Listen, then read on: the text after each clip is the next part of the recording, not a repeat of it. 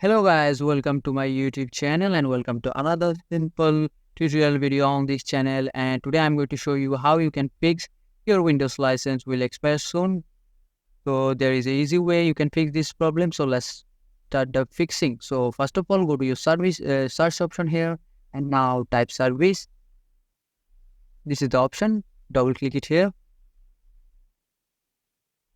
And now this window will pop up. Now scroll down.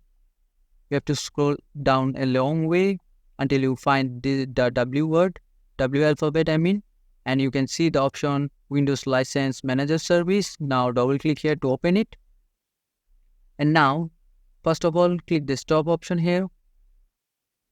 And now change this manual to disable. Just click it here and select apply and then select OK. And after that, go to your search option again. Here type CMD, that is the command prompt, and right click it here and select run as administrator. Select it here and select yes. Now here you have to type a command, that is slmgr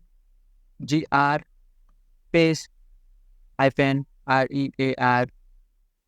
and now press enter. And after executing this command, restart your PC. And in that way you can fix the problem. So this is the video and I hope this video help you.